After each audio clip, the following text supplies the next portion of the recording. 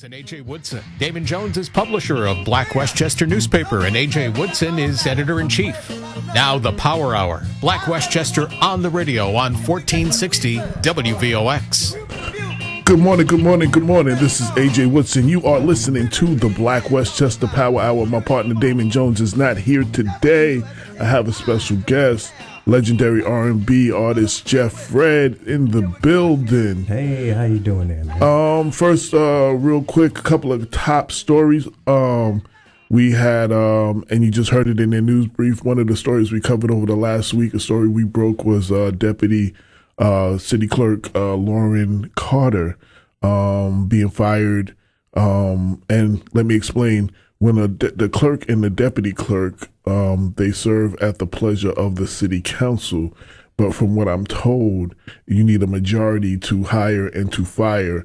Councilman Marcus Griffin let deputy clerk Lauren Carter know she was fired. And another councilwoman, Delia Farquharson, reached out to me and said that they didn't have the majority. Not only that, she didn't know anything about it. And Councilwoman Janice Duarte also spoke up against it. So there's a little drama going on whether they had the majority or not. And we're working on that story right now. The other big story of the week was legendary R&B artist Jeff Red was accused the Mount Vernon Police Department of racial profiling and harassment. Before I get started, let me say happy birthday to my Aquarian brother. Thank you so much. Thank God. Your birthday was yesterday. My birthday is Wednesday. Okay, so, yes. Great. So, thank you so much. I appreciate Aquarians got to stick together. Absolutely. Absolutely. Yeah. The truth reveals. So. Oh, also, and happy Black History Month to everybody. But be clear, Black History is to be celebrated from January 1st to December 31st. Black History is every day. Absolutely. Not just the shortest month of the year, but that's what they put on the calendar. So, in that vein, February 1st, the other day, today's the 3rd, was the 60th anniversary of the sit-in at the Woolworth's counter where the four freshmen sat down at that counter and refused to leave until they were served, and of course they wasn't served, and that set off a string of events in the civil rights and a whole movement in the South. So that was February 1st, 1960. Yes. So the other day, that was the 60th anniversary. So I just wanted to put that out there. Shout out to all of y'all that watch Super Bowl. I'm not really into football still with that boycott with Kaepernick, but I did see the end of it, and Kansas City, who was out of it when I got off the show, just took over the game at the end. So yes, it was a great game. Shout out to them. And Fox 5 was telling everybody today is Super Bowl Monday, and everybody's supposed to take the day off. But the show must go on. We are here. It gotta go on. Absolutely. So, was there anything else that happened this week? I'm trying to remember off the top of my head. I think that's about it. Those were my two big stories last week. Oh, Mayor Sean Patterson Howard had her inaugural ball Saturday at the VIP Club here in their show. It was star-studded, who's who. Everybody came to kiss the ring.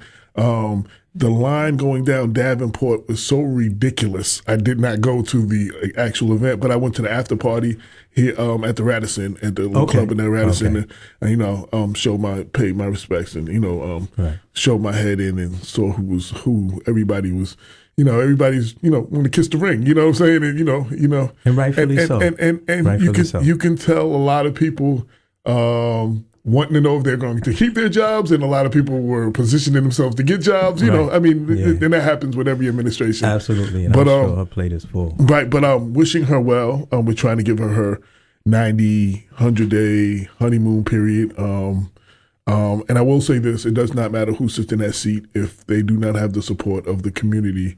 No one person can fix all the problems of the city. So absolutely. With that said, we're going to get right into my man Jeff Red. So let me paint the picture for you. So he was sitting in the car across the street from his house, smoking a cigar, talking to a fiance when two Mount Vernon police officers arrived in a car, and then I'm going to let you go from there and just tell the story.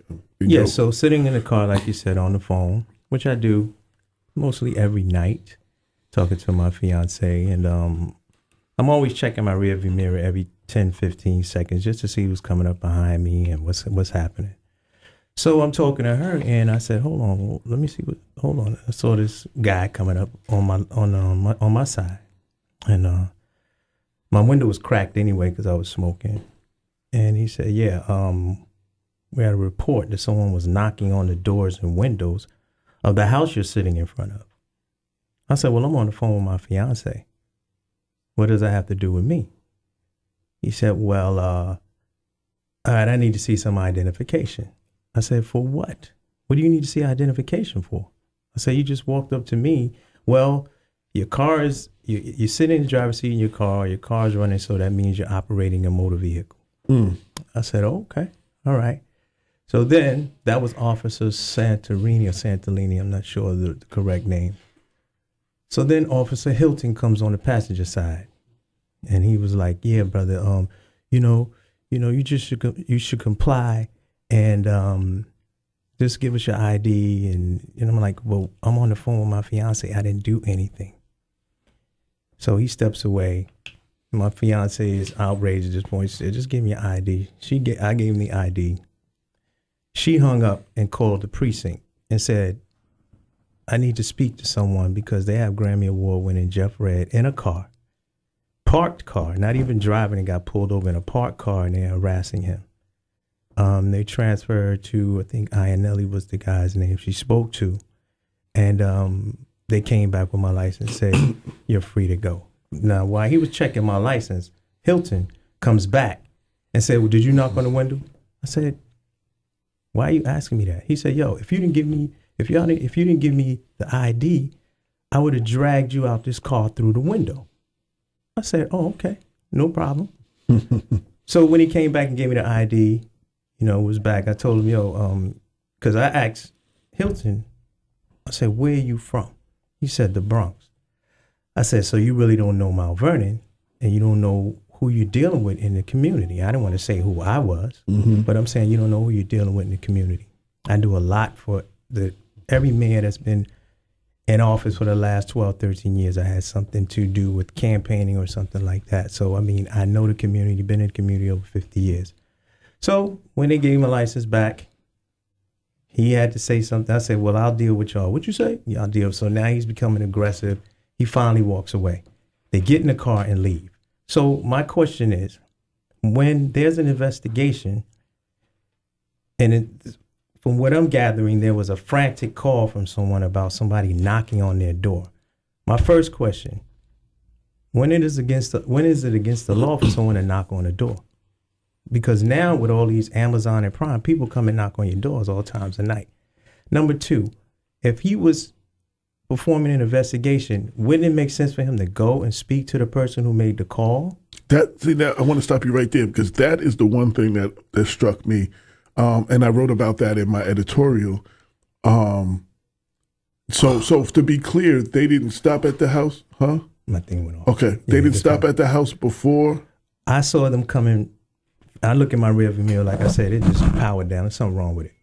It just powered. I saw them in my rearview mirror walk up to me. I didn't see them walk up to the house and then come down. Okay. To me, they came and walked right to my car. Right. So they hadn't checked the house beforehand. They told you it was the house that you were sitting in front of. Then they got in their car and they left. They didn't check the perimeters of the house. So they didn't walk to the house? They didn't even go and speak to whoever it was that made the call and say, "Okay, we checked it out." And then if they were performing an investigation, do they have an idea what the person looked like? Right. See, that's what struck me, because and I did write in my editorial, if that did happen and there was someone like lurking in the bushes waiting for the police to be, I could be writing another story about a home invasion, a burglary, or worse, because they never secured the house. Absolutely. Which from every officer I've ever talked to, retired and current, is the procedure. if you call 911, they'd be like, someone from this house called 911. Absolutely. They talk to the person. They want to make sure everything's okay. Maybe walk inside the house, maybe walk around the house. Right. And then they leave. And then they, do their report. But obviously that wasn't done here.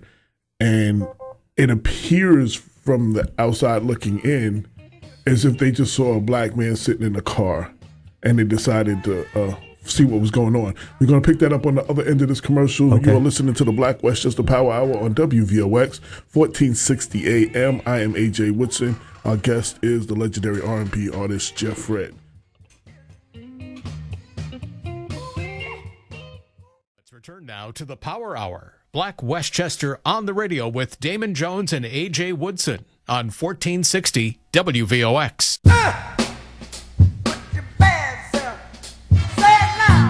Welcome back. You are listening to the Black Westchester Power Hour. I am AJ Woodson. My partner Damon K. Jones is not here today. We are talking to legendary R&B singer Jeff Redd, who has filed a complaint and accused the Mount Vernon Police Department of harassment and racial profiling. Now, I do emphasize, legendary R&B singer. And in the article, I do emphasize Grammy Award winner, Billboard Award winner, Soul Train Music Award winner. But, this is a problem that happens to since we've done this story, a lot of people have said, "Oh, that happened to me. Oh, that happened to me." I'm getting a lot of that in my inbox. And one individual actually sent us a video, and I'm not sure what he's doing and if he filed a complaint, so I'm going to leave him out of it right now. But he actually he said, "Oh, that happened to me like last week," and sent us the video. And we were able to see the officer that you were talking about. The other thing, beyond the fact that they didn't secure the perimeter, that's what we was talking about. They supposedly got a call that somebody was knocking on a door on the windows, and they never went to the house. Excuse me. They never checked the perimeter. They never checked to see if the residents were okay. I never seen them go. Like I said, I saw them get out of the car and come right to my car and ask me, was I banging on the windows and doors?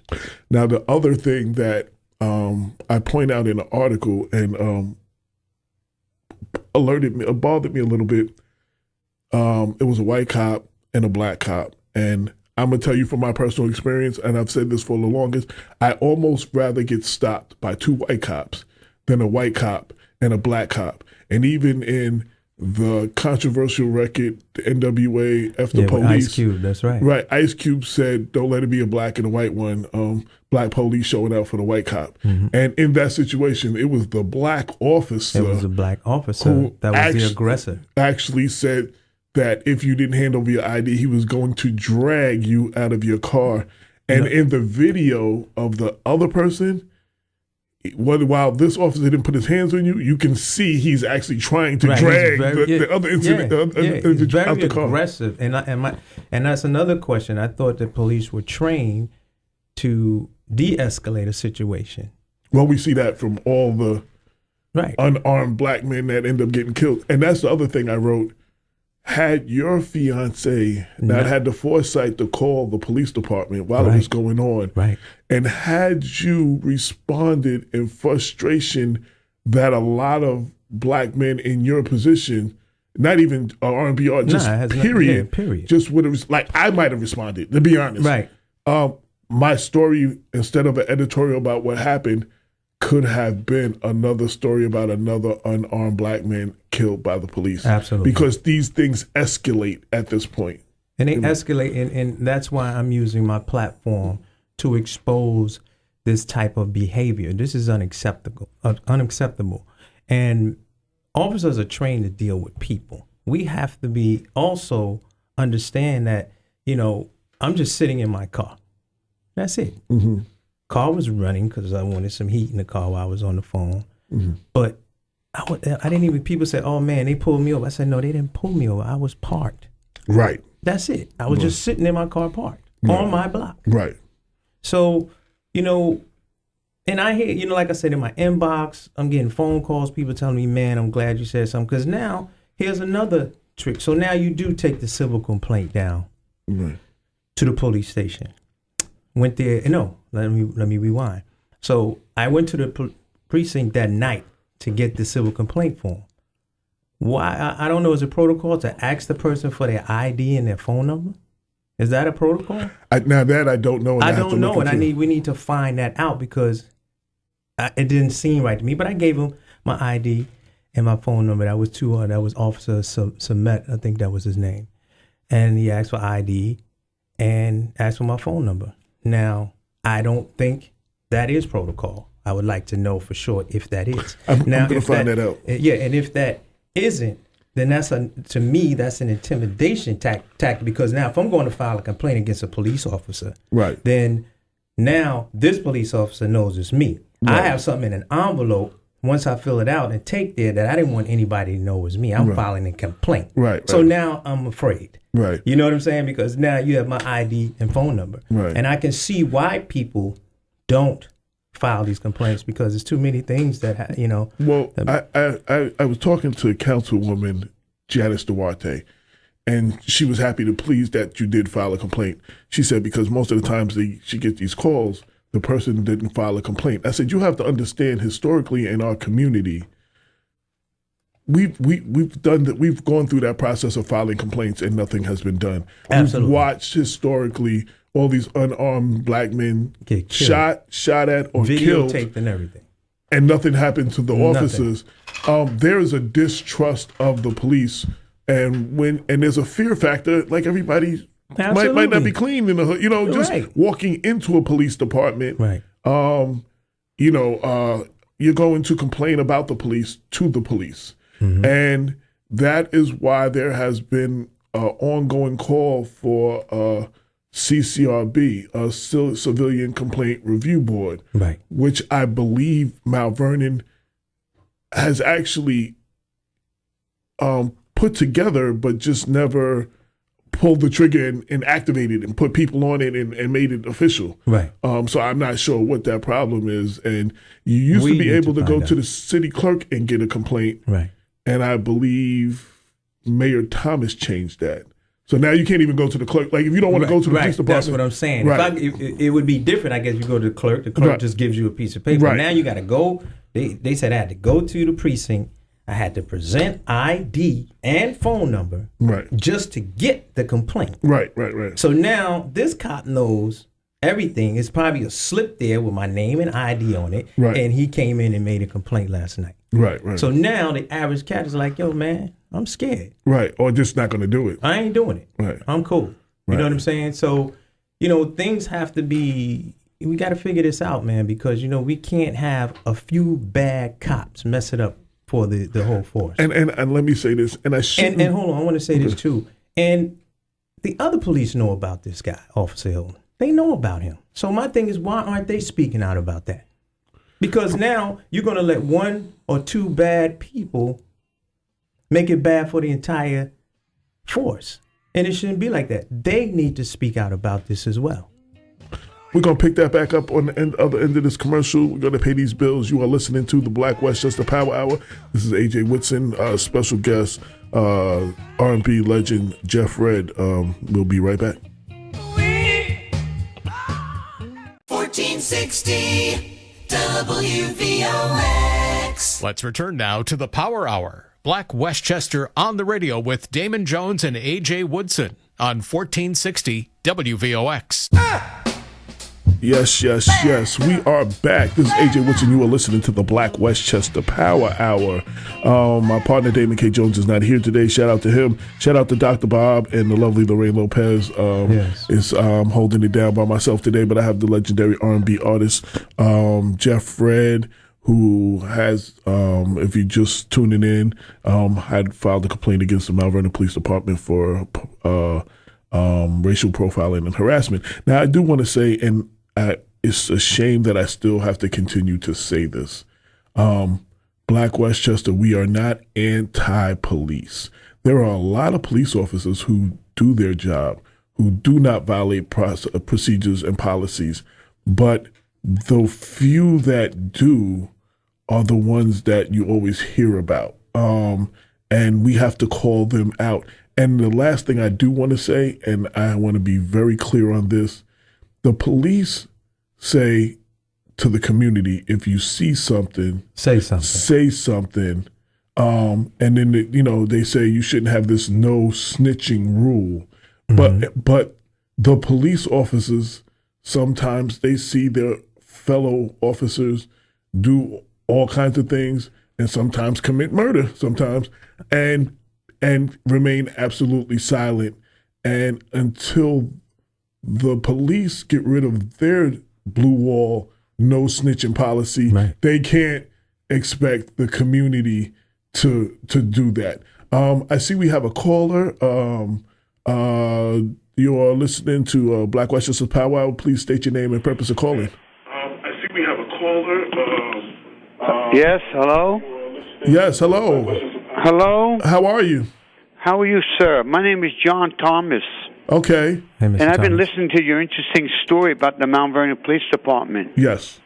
I served on the Mount Vernon Police Department for 24 years in the 60s, 70s, and 80s, and I was born and raised in Mount Vernon. Right. Right. Your point is very interesting. I believe the police, the two officers that responded to that call did not do a proper job. They should have rang the doorbell of the complainant's house. Absolutely. So now that we have a person who was, and thank you for calling, you served on the Mount Vernon Police Department, you served for the police. If you get a call of a resident, a 911 call, or call that someone's trying to break in or knocking on the door, is it a procedure that you actually go knock on the door, check on the neighbors, or secure the residents? That's what I did for. I was detective for 14 years. Wow. And by the time I was in uniform, if there was a complaint from 220 South 9th Avenue, you go up and ring the doorbell and you hear the complaint. Right. I mean, that's the proper procedure. Right. And then after that, you walk. If you see someone sitting in the car, I mean, it's so normal just to go there and ask them. What are you doing here? There's nothing bad. There's nothing wrong about that. Right. Okay. That I don't say anything wrong about that. The man is investigating the complaint. Right. Now, the same officer I've gotten calls. He's pulled people over, and you're always going to get You're always going to get bad apples. Right. In every profession in life. But I want to ask you one specific question. When you pull a person over, and the person asks, "Why am I being pulled over?" or "Why did you stop?" Are the cops supposed to tell that person why they are pulling them over? Why they are actually? Of course they are. I wasn't pulled over. Right, I get stopped now myself once in a while, and I say, "Sir, why'd you pull me over?" I only say that if because he's not going to tell me, then I'm going to get a little bit of an attitude. Right. I'm 81 years old. I only say that because I got. You know what I'm saying? Yeah. I've been around the block. I was born and raised in Mount Vernon. I love Mount Vernon. I do too, Mr. Thomas. And the bottom line is, life. Life is full of. There's good doctors and there's minor league doctors. Right. There's good lawyers and there's minor league lawyers. Right or wrong? Right. And there's a lot of officers today that have attitudes.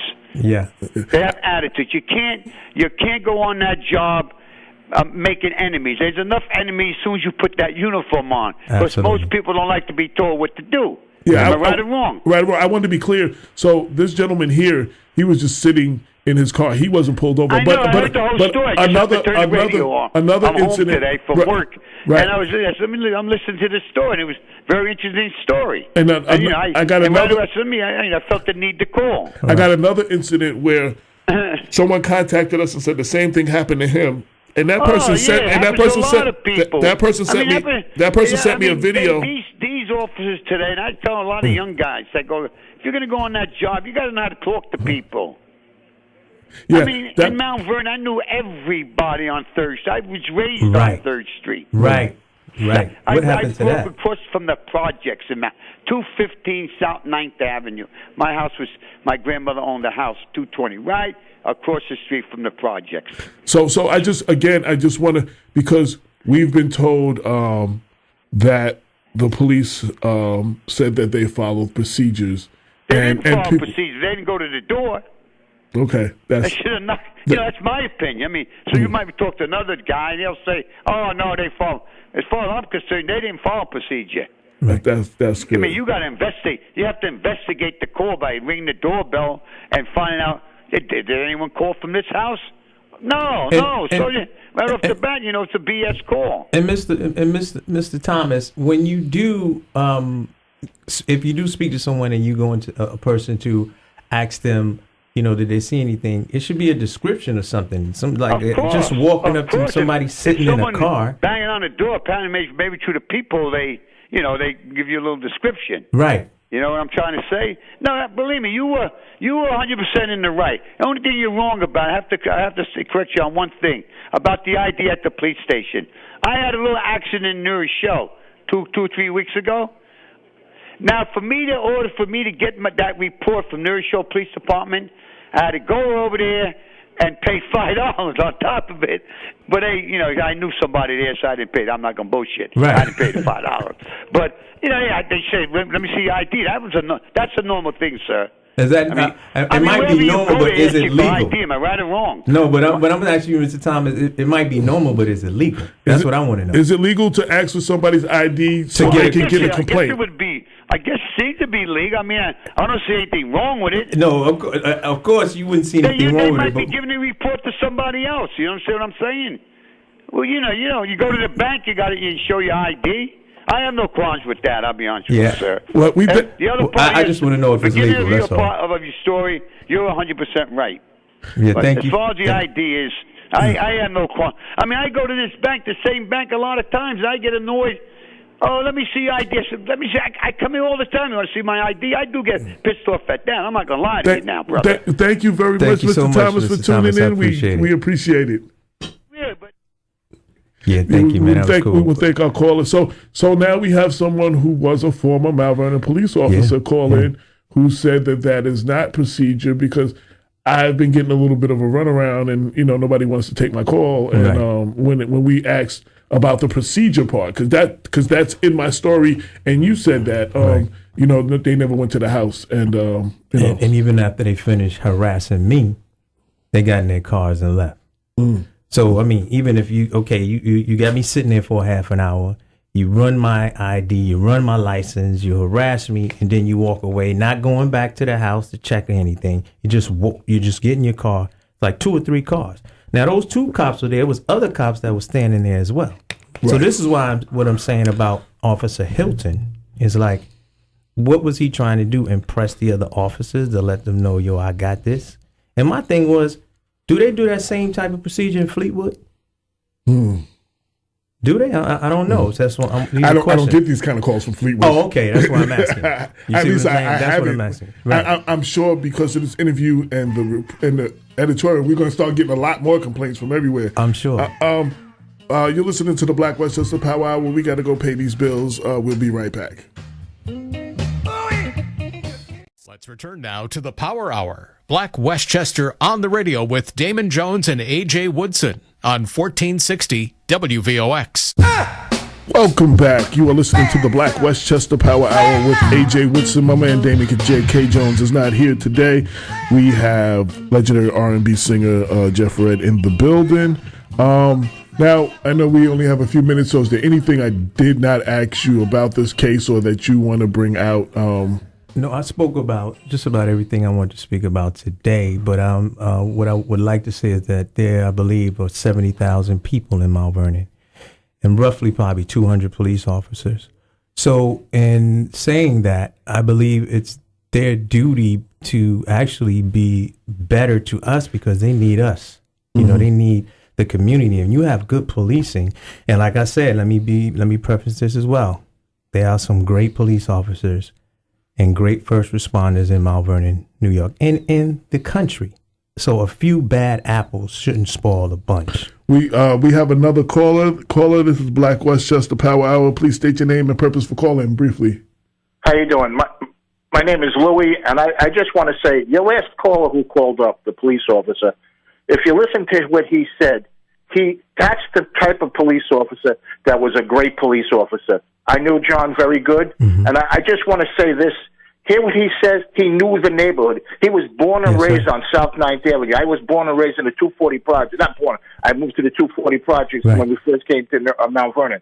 Then I lived there 401. I hung out at the Sideside Boys Club. I'm 68 years old or whatever. I grew up with Gus and Earl Tatum and them guys. Yeah. But I'm 68 years old. But see, that's what makes a good cop, a neighborhood guy. I think the biggest thing is now with a lot of people with the job market, people get a college education, though, so they figured I'm going to be a cop or whatever. And you don't know, I hate to put it like this, but a kid from Scarsdale don't know nothing about Mount Vernon, right? And that's what I see. What's wrong or whatever in a lot of these police departments because the kid can't handle himself. I used to go to Popeye's pool room all the time. 14, 15 years old or whatever, but that was the deal. Everybody knew everybody. And Lou, and this is Jeffrey speaking. Thanks for calling in. But Lou, that's the first question I asked this Officer Hilton. I said, "Where are you from?" He said, "The Bronx." I said, "So right then and there, you don't know the community. You don't know what's going on." And he said, "What does that have to do with anything?" I said, "That has everything to do with it, because if you knew the community, then you would understand. I've done so much for the city of Mount Vernon. Each mayor for the last 12 years, I had something to do with in regards to getting in office. So if you knew your community, you would know who I was. Not about." Well, go ahead. You're 100% right, and that's what I mean about a great cop. The last guy who was on just now, the police officer, 81 years old, retired guy, ran the little league in Mount Vernon for years. Right. He was a coach in the little league. He was, besides being a policeman, he was part of the community. That's what's missing. Yes, I agree. Thank you very much so for your call. I appreciate the call, man. Appreciate you. All right. Thank you. Yes. So we're coming to the end of the show, but I thought this was important to bring up. We covered this on Black Westchester. You can go to blackwestchester.com and read the entire story. We will be following through with this because I'm sure this is not the end. There's a lot of other people that have come forward. Now, I know that you filed a complaint. Is there a next step or what's... The next step, I did receive a call Saturday from Mayor Sean Patterson Howard, who asked me, did I... put in a complaint form, and I said I did, and she said, yeah, they are going to follow up with that. And also, I would like to speak on the policies because I'm just trying to figure out the policies because, okay, you file a complaint, then the mayor who hires the commissioner, I think there should be other people in place, other people who won't be biased. Not saying that she will be, but I think it just needs to be policies set in place because I do believe that Civilian Complaint Review Board, I think, would be very necessary. I think it's necessary, especially since they're in Westchester County. There's I think 43 or 46 municipalities. No one has one. Yeah, we're the only one who has one kind of in existence, but it's not. It's halfway there. Right. Yeah, and that's going to be my plight, man, and make sure that this thing gets taken care of and that each person who has a complaint. I have one last question. So I did get this twice. How can it be racially profiling if you're black and the cop was black? That's easy. No, because that's been a question from non-black people. Yeah, especially when white people ask you that, because there's certain black people who want to sit at the table with white people, and they want to impress that white person that they're working with. Right. And we've seen that 1,000 times in our communities, especially, and I can tell you about those in the entertainment business that I know. And you know that. Absolutely. Where, they saying, okay, I'll just take this road because it's going to be better for me and my family. Right. And I used to hear people say, well, I got to feed my family. And the first thing I ask them, what are you feeding them? Poison? Right. If you want to do something like that. Right. Yeah, so that's how, to the people out there listening, that's how another black man can racially profile another black man based on just what he sees me in and think I'm going to do what he, like he's prejudiced. Right. So I just wanted, and I forgot that question. I thought that was very important because that has actually been asked a couple of times. And I know some of our listeners are probably, oh, well, he's black. Well, the cop was black. So how is it racially profiling? Right. So it still is. Musically, any new music shows? Yeah, I got some new music. It's interesting enough. It's a song that I wrote with a great jazz musician, Nate Lucas, called "It's Cold Outside," which basically speaks on this actual situation with the policing around the country. So that's something I want you guys to be listening out for, as well as Is it out now? Is it available? Not out yet. Okay, no, it will be out available. I'm not sure, man. Real soon. It's done. We're just trying to put everything together. That's what's up. But they can hit me up on Facebook, The Real Jeff Red, and that's TherealJeffReddD. And like I said, being a product of Mount Vernon, I love my city, And I refuse to let this continue to happen in my city. I'm hearing about it too much. And lastly, there's not enough time to talk about it. This is the man who discovered Mary J. Blige. Oh, yeah. That's another That's a whole nother conversation. That's a whole other conversation. Yeah, absolutely. Yeah, discovered Mary J. Blige. I used to work at General Motors, worked with her stepfather. You used to work with my dad. Yeah, that's right. Worked with your father at General Motors. Yeah. And discovered Mary there. And then won Grammys with Salt and Pepper and Grammy nominations, Casey and JoJo, Regina Bell. Actually was about to sign Adam Levine with another group. I think the group he was with was Kara's Flowers, but that didn't go through. But it was a lot of things done in the industry, and I love the music business, but, I also love the city and the people of Mount Vernon. This is not about me. This is not about Jeff Redd.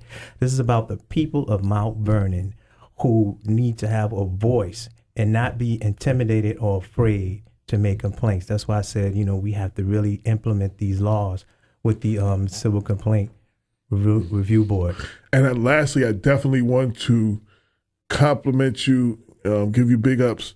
A lot of people in your position leave the city. No, I'm right here. You are here. You still represent the city. You still give back to the city. You live in the city. I live in the city. You can see you at different events at the supermarket. Stop and shop on Sanford. You can see me everywhere. So a lot of times, we make a mass exodus when we get some paper and we leave our community. Right. I had moved to California, but that was to work. And then I came back, to take care of my mother and my uncle and aunt, and now, I'm back here. Right. So, I think we're coming to the close of the show. I'd like to thank you, AJ and Damon, for this platform of to be able to speak to the people and have the people hear exactly what's going on. And it's important that we, to continue this. So the people out there, if you're looking at the Black Westchester, check them out. Make donations because they definitely need the donations to definitely continue appreciate to do what that. they're doing. Yes. And it's important. Yeah, and you have one last week to advertise on our February 15th issue. There you go. You got it. Speak up. Speak up. You got 1 week. Yes. The paper comes out on the 14th. I'll be dealing with Black history and what's going on. If you're not familiar with us, it's blackwestchester.com. Check us out. Make those donations, man. Yeah. We need to continue to have these type of platforms in order for our voice to be heard, and not just Black voices, not just people of color, everyone. It's about that because there's more than just people of color in Mount Vernon. There are white people in Mount Vernon. There are Brazilians. There are all kinds. One of the biggest stories, and I don't know, I got time to tell it. A white woman from Long Island was in some organization that Andre Wallace was in. So she reached out to him. She was dealing with surrogate court in Queens. And I ended up covering her case and uncovering a big corruption situation in 2014, 2015 that I am still getting people, lawyers that work with those people. Right. And someone just called me, a Black man, he just called from Nassau County. He's having a problem getting his money right now, dealing with the same people. So it's not even just this. It's, we try to do. You try to cover everything. As much as we can. Yeah. But, so, y'all support the Black Westchester newspaper. It's very important. Thank you. My name is Jeff Redd. Thank you again, AJ Woodson and Damon K. Jones, for this platform. I really appreciate it. Absolutely. This has been the Black Westchester Power Hour on WVOX, and we'd like to thank WVOX for allowing us to speak to their audience, to bring our brand to their audience. And before I close, I'd like to say God is good all the time. All the time.